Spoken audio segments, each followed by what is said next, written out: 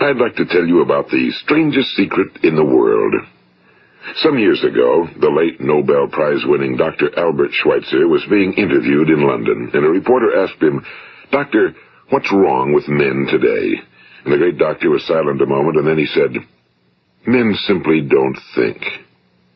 It's about this that I want to talk with you. We live today in a golden age. This is an era that man has looked forward to, dreamed of, and worked toward for thousands of years. But since it's here, we pretty well take it for granted. We in America are particularly fortunate to live in the richest land that ever existed on the face of the earth, a land of abundant opportunity for everyone. But do you know what happens? Well, let's take 100 men who start even at the age of 25. Do you have any idea what will happen to those men by the time they're 65? These 100 men who all start even at the age of 25 believe they're going to be successful. If you ask any one of these men if he wanted to be a success, he'd tell you he did. And you'd notice that he was eager toward life, that there was a certain sparkle to his eye, an erectness to his carriage, and life seemed like a pretty interesting adventure to him. But by the time they're 65, 1 will be rich. 4 will be financially independent. 5 will still be working. 54 will be broke. Now think a moment. Out of the 100, only 5 make the grade. Now why do so many fail? What has happened to the sparkle that was there when they were 25? What's become of the dreams, the hopes, the plans? And why is there such a large disparity between what these men intended to do and what they actually accomplished? When we say about 5% achieve success, we have to define success.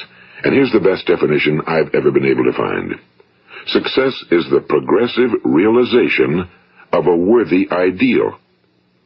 If a man is working toward a predetermined goal and knows where he's going, that man is a success. If he's not doing that, he's a failure. Success is the progressive realization of a worthy ideal.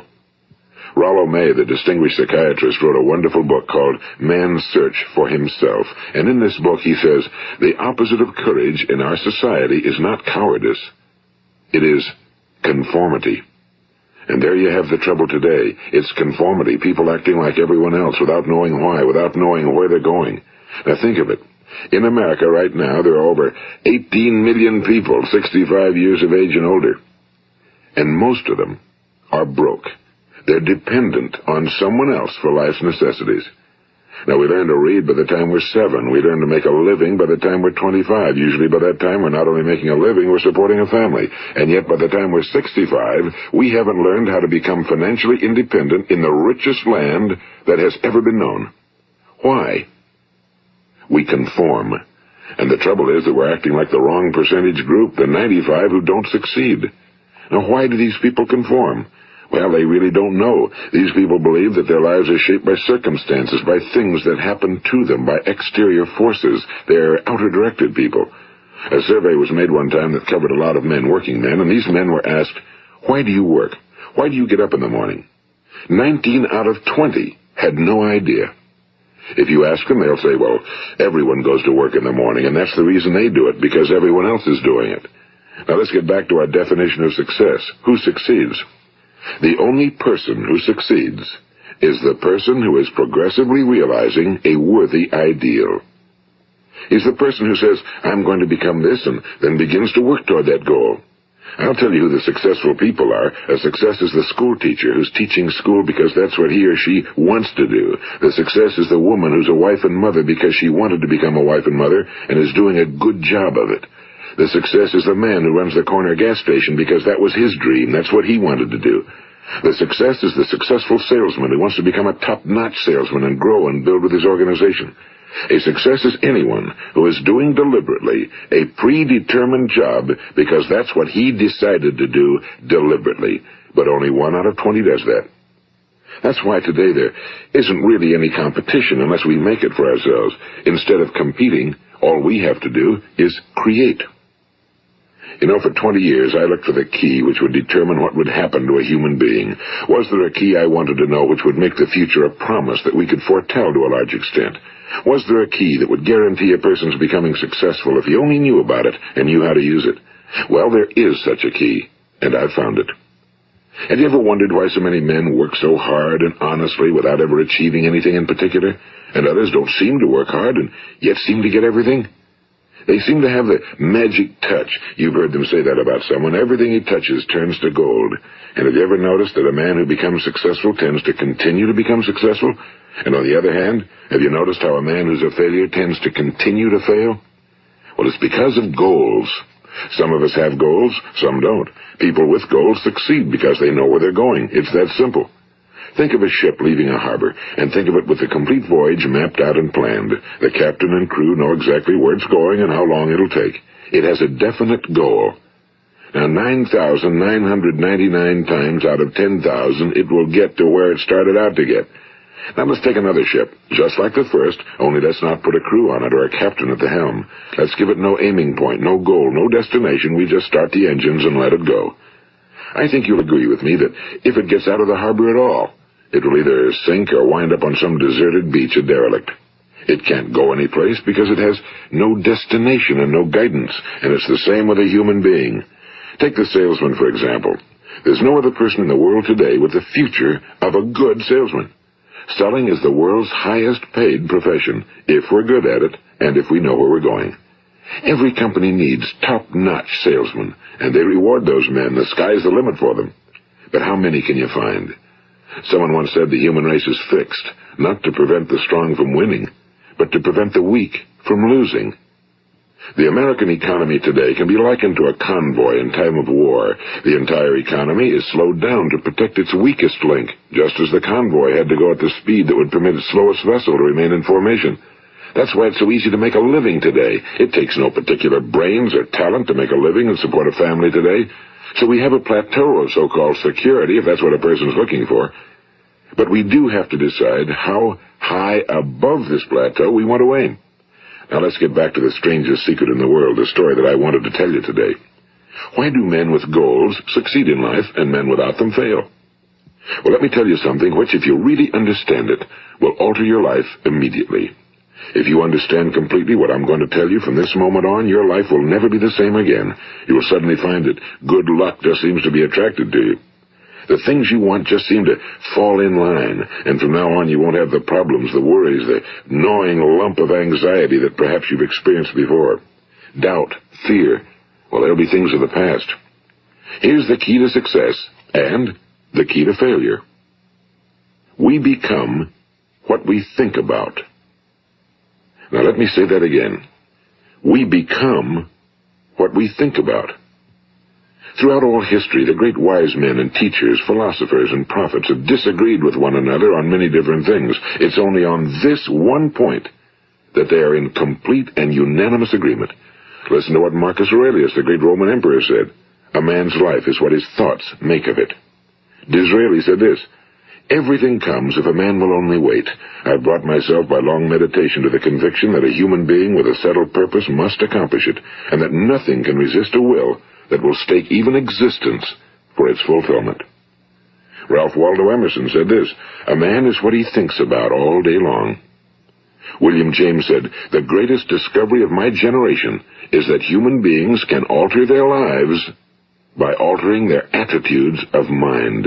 And he also said, we need only in cold blood act as if the thing in question were real, and it will become infallibly real by growing into such a connection with our life that it will become real. It will become so knit with habit and emotion that our interest in it will be those which characterize belief. And he also said, if you only care enough for a result, you will almost certainly attain it. If you wish to be rich, you will be rich. If you wish to be learned, you will be learned. If you wish to be good, you will be good. Only you must then really wish these things and wish them exclusively, and not wish at the same time 100 other incompatible things just as strongly. In the Bible, you read in Mark 9:23, if thou canst believe, all things are possible to him that believeth. My old friend Dr. Norman Vincent Peale put it this way, this is one of the greatest laws in the universe. Fervently do I wish I had discovered it as a very young man. It dawned upon me much later in life, and I found it to be one of the greatest, if not my greatest discovery outside of my relationship to God. The great law, briefly and simply stated, is that if you think in negative terms, you will get negative results. If you think in positive terms, you will achieve positive results. That is the simple fact, he went on to say, which is at the basis of an astonishing law of prosperity and success. In 3 words, believe and succeed. William Shakespeare put it this way: our doubts are traitors and make us lose the good we oft might win by fearing to attempt. George Bernard Shaw said, people are always blaming their circumstances for what they are. I don't believe in circumstances. The people who get on in this world are the people who get up and look for the circumstances they want, and if they can't find them, make them. Well, that's pretty apparent, isn't it? And every person who discovered this for a while believed that he was the first one to work it out. We become what we think about. Now, it stands to reason that a person who's thinking about a concrete and worthwhile goal is going to reach it, because that's what he's thinking about, and we become what we think about. Conversely, the man who has no goal, who doesn't know where he's going, and whose thoughts must therefore be thoughts of confusion and anxiety and fear and worry, becomes what he thinks about. His life becomes one of frustration and fear and anxiety and worry. And if he thinks about nothing, he becomes nothing. Now, how does it work? Why do we become what we think about? Well, I'll tell you how it works as far as we know. Now, to do this, I want to tell you about a situation that parallels the human mind. Suppose a farmer has some land, and it's good fertile land. Now, the land gives the farmer a choice. He may plant in that land whatever he chooses. The land doesn't care. It's up to the farmer to make the decision. Now, remember, we're comparing the human mind with the land because the mind, like the land, doesn't care what you plant in it. It will return what you plant, but it doesn't care what you plant. Now let's say that the farmer has 2 seeds in his hand. One is a seed of corn, the other is nightshade, a deadly poison. He digs 2 little holes in the earth and he plants both seeds, one corn, the other nightshade. He covers up the holes, waters, and takes care of the land, and what will happen? Invariably the land will return what's planted. As it's written in the Bible, as ye sow, so shall ye reap. Now remember, the land doesn't care. It'll return poison in just as wonderful abundance as it will corn. So up come the 2 plants, one corn, one poison. Now, the human mind is far more fertile, far more incredible and mysterious than the land, but it works the same way. It doesn't care what we plant. Success, failure. A concrete, worthwhile goal, or confusion. Misunderstanding, fear, anxiety, and so on. But what we plant, it must return to us. You see, the human mind is the last great unexplored continent on Earth. It contains riches beyond our wildest dreams. It will return anything we want to plant. Now, you might say, well, if that's true, why don't people use their minds more? Well, I think they figured out an answer to that one, too. Our mind comes as standard equipment at birth. It's free, and things that are given to us for nothing we place little value on. Things that we pay money for, we value. The paradox is that exactly the reverse is true. Everything that's really worthwhile in life came to us free. Our minds, our souls, our bodies, our hopes, our dreams, our ambitions, our intelligence, our love of family and children and friends and country, all these priceless possessions are free. But the things that cost us money are actually very cheap and can be replaced at any time. A good man can be completely wiped out and make another fortune. He can do that several times. Even if our home burns down, we can rebuild it. But the things we got for nothing, we can never replace. The human mind isn't used because we take it for granted. Familiarity breeds contempt. It can do any kind of job we assign to it, but generally speaking, we use it for little jobs instead of big, important ones. Universities have proved that most of us are operating on about 10% or less of our abilities. So decide now, what is it you want? Plant your goal in your mind. It's the most important decision you ever make in your entire life. What is it you want? Do you want to be an outstanding salesman? A better worker at your particular job? Do you want to go places in your company? In your community? Do you want to get rich? All you've got to do is plant that seed in your mind, care for it, work steadily toward your goal, and it will become a reality. It not only will, there's no way that it cannot. You see, that's a law, like the laws of Sir Isaac Newton, the laws of gravity. If you get on top of a building and jump off, you'll always go down. You'll never go up, and it's the same with all the other laws of nature. They always work. They're inflexible. Think about your goal in a relaxed, positive way. Picture yourself in your mind's eye as having already achieved this goal. See yourself doing the things you will be doing when you've reached your goal. Ours has been called the phenobarbital age, the age of ulcers and nervous breakdowns and tranquilizers. At a time when medical research has raised us to a new plateau of good health and longevity, far too many of us worry ourselves into an early grave trying to cope with things in our own little personal ways without learning a few great laws that will take care of everything for us. These things we bring on ourselves through our habitual way of thinking. Every one of us is the sum total of his own thoughts. He is where he is because that's exactly where he really wants to be, whether he'll admit that or not. Each of us must live off the fruit of his thoughts in the future, because what you think today and tomorrow, next month and next year, will mold your life and determine your future. You're guided by your mind. I remember one time I was driving through eastern Arizona, and I saw one of those giant earth-moving machines roaring along the road at about 35 miles an hour with what looked like 30 tons of dirt in it. A tremendous, incredible machine, and there was a little man perched way up on top with the wheel in his hands guiding it. And as I drove along, I was struck by the similarity of that machine to the human mind. Just suppose you're sitting at the controls of such a vast source of energy. Are you going to sit back and fold your arms and let it run itself into a ditch? Or are you going to keep both hands firmly on the wheel and control and direct this power to a specific, worthwhile purpose? It's up to you. You're in the driver's seat. You see, the very law that gives us success is a two-edged sword. We must control our thinking. The same rule that can lead a man to a life of success, wealth, happiness, and all the things he ever dreamed of for himself and his family. That very same law can lead him into the gutter. It's all in how he uses it, for good or for bad. This is the strangest secret in the world. Now, why do I say it's strange, and why do I call it a secret? Actually, it isn't a secret at all. It was first promulgated by some of the earliest wise men, and it appears again and again throughout the Bible, but very few people have learned it, understand it. That's why it's strange, and why for some equally strange reason it virtually remains a secret. I believe that you could go out and walk down the main street of your town and ask one man after another what the secret of success is, and you probably wouldn't run into one man in a month who could tell you. Now, this information is enormously valuable to us if we really understand it and apply it.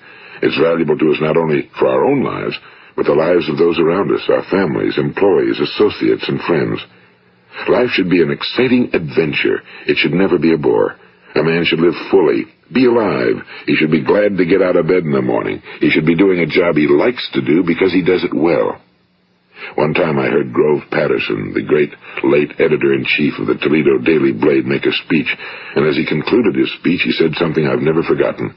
He said, "My years in the newspaper business have convinced me of several things.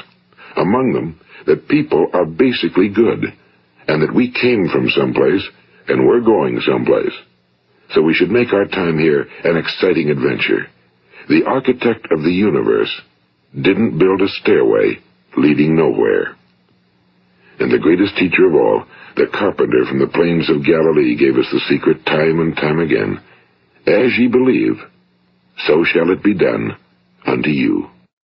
I've explained the strangest secret in the world and how it works.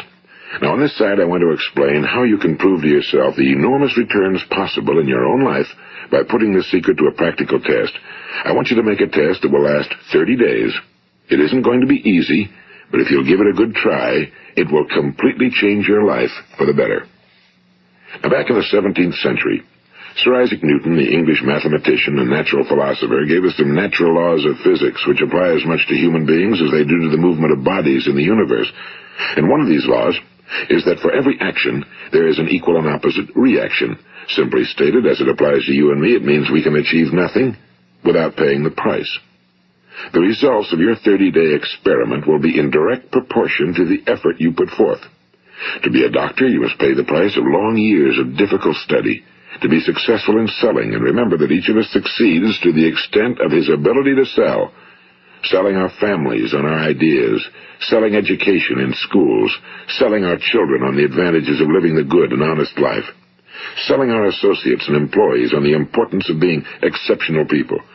To, of course, the profession of selling itself.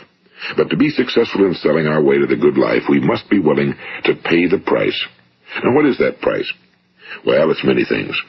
First, it's understanding emotionally, as well as intellectually, that we literally become what we think about, that we must control our thoughts if we're to control our lives.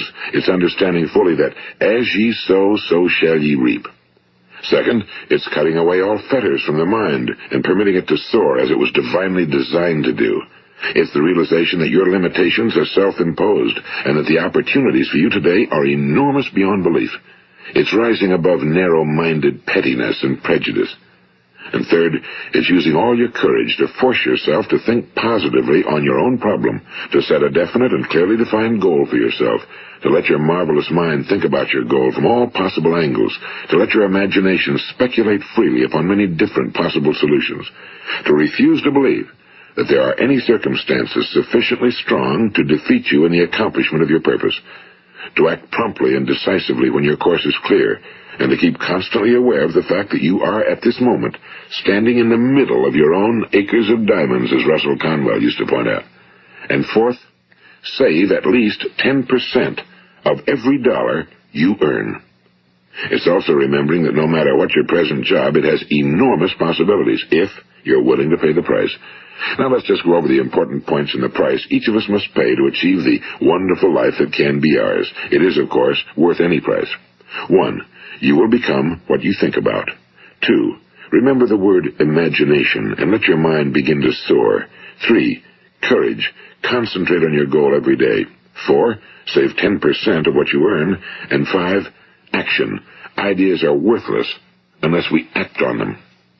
Now, I'll try to outline the 30-day test I want you to make. Keep in mind that you have nothing to lose by making this test and everything you could possibly want to gain. There are two things that may be said of everyone.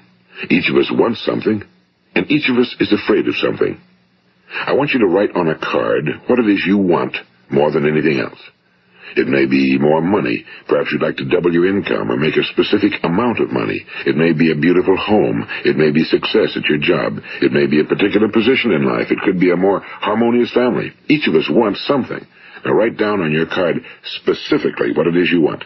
Make sure it's a single goal and clearly defined.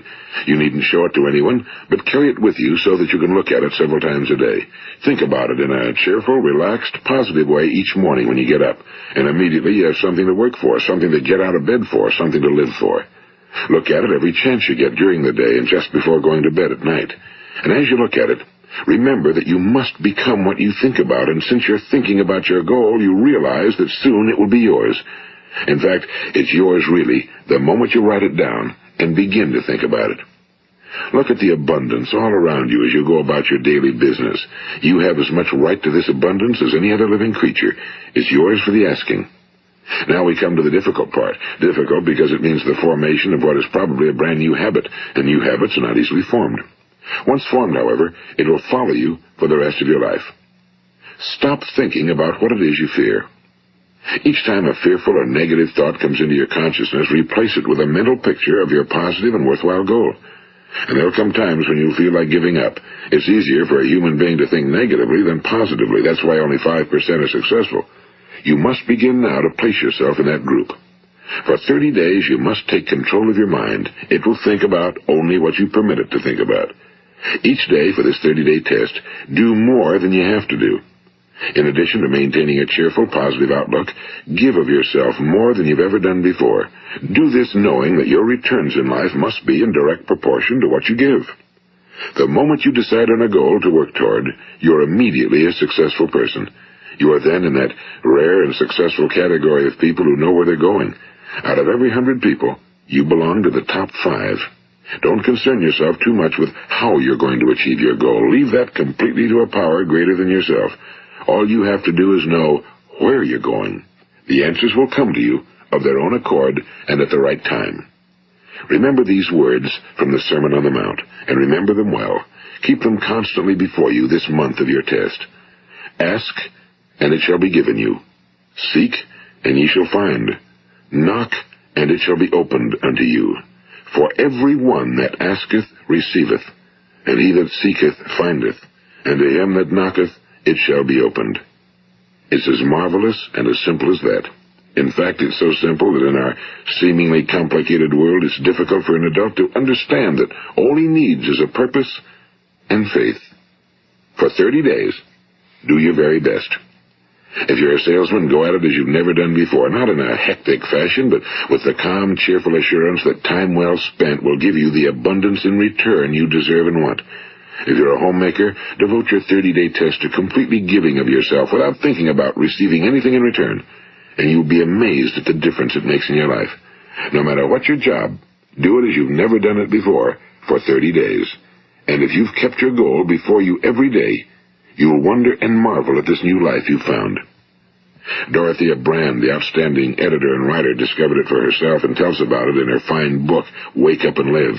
Her entire philosophy is reduced to the words, act as though it were impossible to fail. She made her own test with sincerity and faith, and her entire life was changed to one of overwhelming success. Now, you make your test for 30 full days. Don't start your test until you've made up your mind to stick with it. You see, by being persistent, you're demonstrating faith. Persistence is simply another word for faith. If you didn't have faith, you'd never persist. If you should fail during your first 30 days, by that I mean suddenly find yourself overwhelmed by negative thoughts, you've got to start over again from that point and go 30 more days. Gradually, your new habit will form until you find yourself one of that wonderful minority to whom virtually nothing is impossible. And don't forget the card. It's vitally important as you begin this new way of living. On one side of the card, write your goal, whatever it may be. On the other side, write the words we've quoted from the Sermon on the Mount. Ask, and it shall be given you. Seek, and ye shall find. Knock, and it shall be opened unto you. Nothing great was ever accomplished without inspiration. See that during these crucial first 30 days, your own inspiration is kept at a peak. And above all, don't worry. Worry brings fear, and fear is crippling. The only thing that can cause you to worry during your test is trying to do it all yourself. Know that all you have to do is hold your goal before you. Everything else will take care of itself. Remember also to keep calm and cheerful. Don't let petty things annoy you and get you off course. Now, since making this test is difficult, some will say, why should I bother? Well, look at the alternative. No one wants to be a failure. No one really wants to be a mediocre individual. No one wants a life constantly filled with worry and fear and frustration. Therefore, remember that you must reap that which you sow. If you sow negative thoughts, your life will be filled with negative things. If you sow positive thoughts, your life will be cheerful, successful, and positive.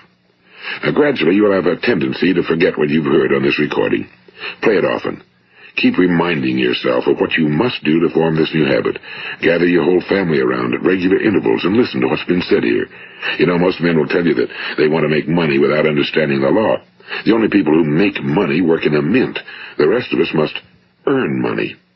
This is what causes those who keep looking for something for nothing or a free ride to fail in life. The only way to earn money is by providing people with services or products which are needed and useful. We exchange our time and our product or service for the other man's money.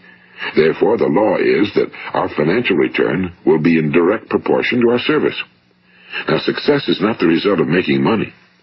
Making money is the result of success, and success is in direct proportion to our service.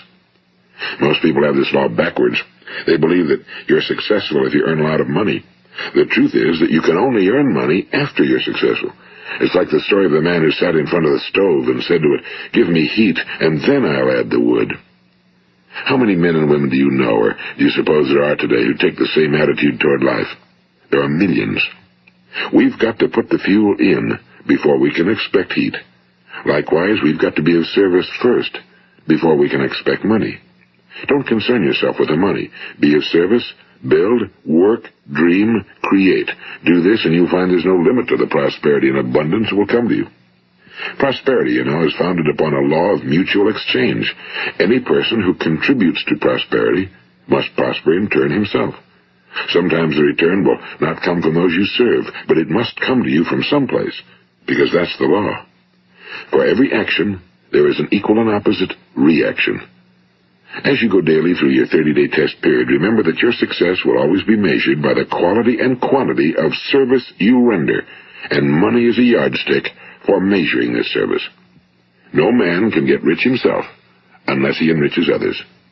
Now, there are no exceptions to a law. You can drive down any street in America and from your car estimate the service that's being rendered by the people living on that street. Had you ever thought of this yardstick before? It's interesting. Some, like ministers and priests and other devoted people, measure their returns in the realm of the spiritual, but again, their returns are equal to their service. Once this law is fully understood, any thinking person can tell his own fortune. If he wants more, he must be of more service to those from whom he receives his return. If he wants less, he has only to reduce his service. This is the price you must pay for what you want. If you believe you can enrich yourself by deluding others, you can end only by deluding yourself. It may take some time, but just as surely as you breathe, you'll get back what you put out. Don't ever make the mistake of thinking you can avert this. It's impossible. The prisons and the streets where the lonely walk are filled with people who tried to make new laws just for themselves. We may avoid the laws of man for a while, but there are greater laws that cannot be broken. An outstanding medical doctor recently pointed out 6 steps that will help you realize success. 1. Set yourself a definite goal. 2. Quit running yourself down. 3. Stop thinking of all the reasons why you cannot be successful and instead think of all the reasons why you can. 4. Trace your attitudes back through your childhood and try to discover where you first got the idea you couldn't be successful, if that's the way you've been thinking. 5. Change the image you have of yourself by writing out a description of the person you would like to be. And 6. Act the part of the successful person you have decided to become. The doctor who wrote those words is a noted West Coast psychiatrist, Dr. David Harold Fink.